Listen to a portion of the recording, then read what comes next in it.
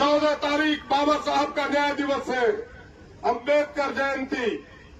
अगर 14 तारीख को तुमने अगर इसके अस्थायी समाधान का घोषणा 14 तक नहीं किया तो 15 के बाद न तो तुम्हारा कोयला आएगा न तो तुम कहीं बाहर जाओगे। इनोवा भी तो आउटसोर्सिंग कंपनी थी, प्राइवेट कंपनी थी।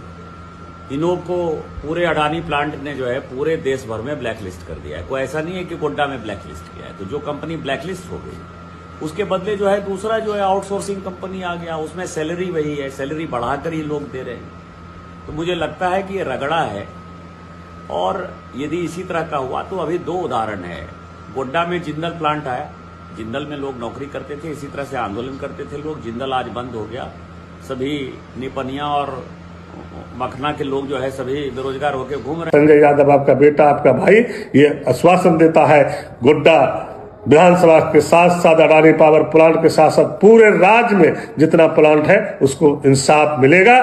चूंकि हमारा क्षेत्र भी है और अडानी पावर मोतिया के गेट पर भूख हड़ताल पर बैठे साथियों को मैं आश्वस्त करना चाहता हूं कि किसी भी हालात में उनके हितों और अधिकारों से खिलवाड़ होने नहीं दिया जाएगा।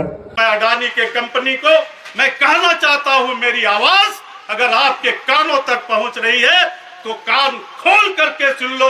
केवल ये अब लड़ने के लिए हमारे भाई तैयार नहीं है, इस इलाके का तमाम किसान लड़ने के लिए तैयार है। अडानी में हो रही इतनी बयानबाजी, राजनीति की सरगर्मी और साथ ही साथ आउटसोर्सिंग कंपनियों को लेकर जो कर्मचारी जो हैं वो जिस तरीके से आक्रोशित हैं और साथ ही साथ जैसा कि आप देख सकते हैं कि रैयत भी भूख हड़ताल पर हैं। साथ ही साथ जितने भी राजनेता हैं जो कि झारखंड की राजनीति के जो राजनेता सब जो मौजूद हैं यहाँ पे, वो जो बयानबाजी कर रहे हैं, क्या है पूरा मामला? अडानी कंपनी रैयतों को नौकरी देने के नाम पर कि उनका अडानी में नौकरी होगा, उससे 5.5 लाख रुपया लेती है। उसके बाद उसको इनोव में रखती है। इनोव में रखने के बाद 3 साल बाद इनोव से उन्हें अचानक से निकाल के रिद्धि सिद्धि कंपनी में डाल दिया जाता है। अब उनका कहना है कि 3 साल बाद फिर रिद्धि सिद्धि कंपनी से अगर हम लोग हटा के किसी और में डाल दिया जाए तो, जबकि शुरू में जो उन लोगों का बात हुआ था रैयत से कि आपको इनोव जो है अडानी ही है, इनोव में नौकरी लगने मतलब कि अडानी में नौकरी लगने मतलब। अब उन लोगों का कहना है कि हम लोग का जो रिदम था वो भी टूट गया 3 साल बाद, फिर 3 साल बाद हटा दिया जाएगा, फिर रिदम टूट जाएगा। इस कारण से ये मामला उठा है और रैयतों का मांग है कि वो अडानी पेरोल पे रहना चाहते हैं। इसके लिए उनका 5.5 लाख रुपया भी जमा है, वहाँ पर ज़मीन भी दिए हैं, लेकिन उन्हें एक कंसल्टेंसी कंपनी में रखा गया। फिर 3 साल बाद उसे नए कंसल्टेंसी कंपनी रिद्धि सिद्धि में रखा गया।